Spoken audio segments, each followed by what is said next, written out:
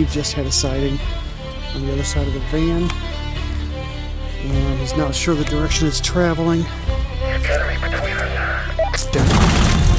Lots of bumps in the road.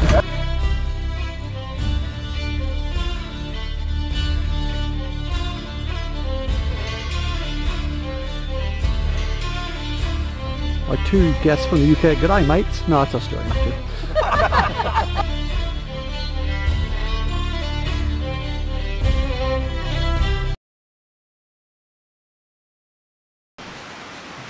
Okay, it's Thursday. I believe it's June 19th. My watch doesn't say. 2014. We're at Barb's cabin, and it's adjacent to the woods where her really active gifting areas are, way back there. We're here last night. It was pretty uneventful. The woods were really quiet. We heard 2 distant whistles when we did our night hike, and I had my Zoom H2N audio recorder and everything just in case. We'll do that again tonight. Hopefully they'll be in the area. What we carried for thermal is our standard thermal imaging camera here, and with associated DVR right there on the right, it's able to record everything the thermal seeing.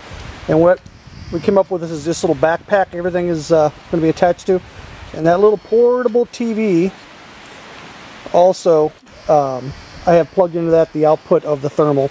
So as I'm walking along with the thermal, looking around, people standing behind me will be able to see everything I see.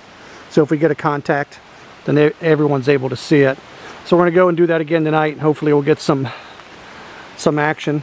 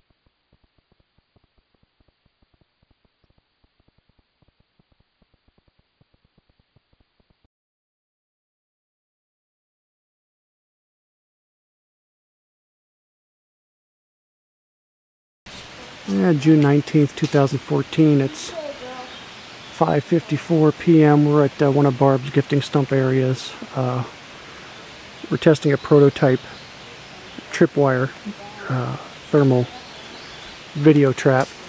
We got the bucket full of bait, fruit, and the bucket is suspended from fishing wire to try to attempt to deter small critters from shimmying down the fishing wire to get to the bait. And also attached to the handle of the bucket is the tripwire, which is a black piece of bank line that's running down towards the thermal imaging camera that John's setting up. And there's the thermal. The thermal's got a mouse trap on top. When the pin is pulled to the bank line, the mouse trap slams down, hits the power button to the thermal imaging camera. It takes about 10 seconds to boot up. It'll start up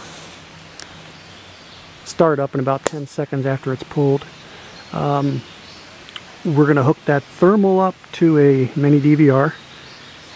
And the reason we're not just going to record all night is the thermal eats batteries like nobody's business. We got some lithium batteries in there, but even with the lithiums, it won't record all night. So rather than risking the batteries dying, we're going to just have the power actuated by anything that pulls on that bucket. Alright, June 20th, 2014 is 11 a.m. We're walking up to the camera trap. to see if the thermal was tripped. Gabby, come here. And it looks like it hasn't been.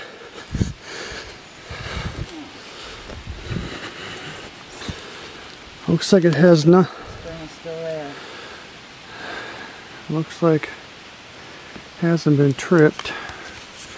What a drag. What a drag. Well, and the tripwire's still attached.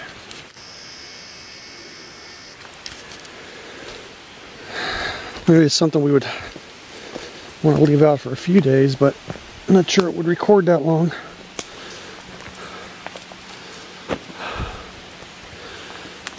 Yep, still just the way we left it. Alright, and my plot watcher is still taking pictures, I'm sure. Alright, well, after closer review, it had been tripped. There's the post that keeps the spring up, and it had been triggered. So hopefully we got something recorded. It wasn't strong enough to pull the little actuator thing here out, but it was enough. Something pulled it hard enough to activate the camera. So we'll check it out.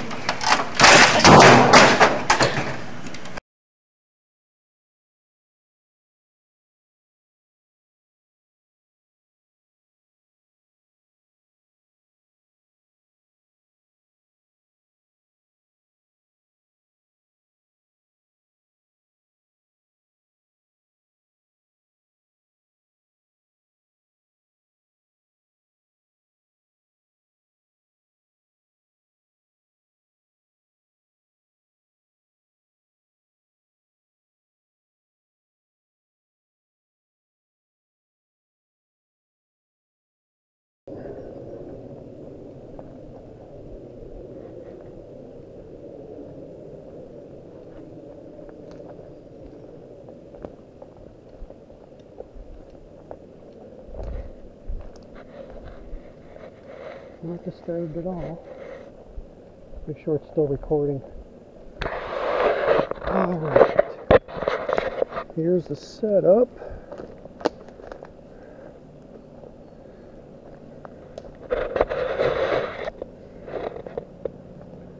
There's the thermal.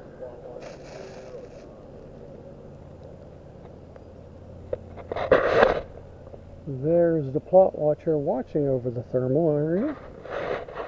Alright, and here's the batteries we're using.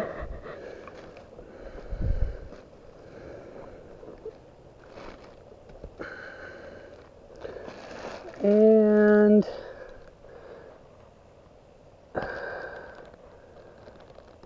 it reached maximum recording size.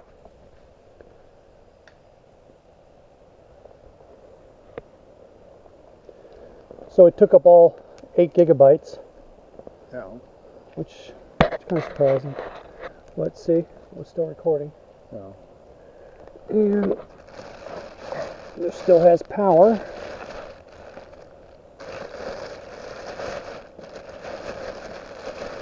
.12-volt. All right.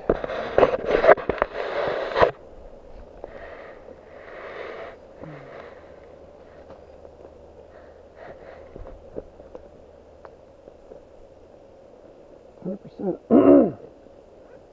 we got some good. It's okay if it didn't record for the last 5 or 6 hours.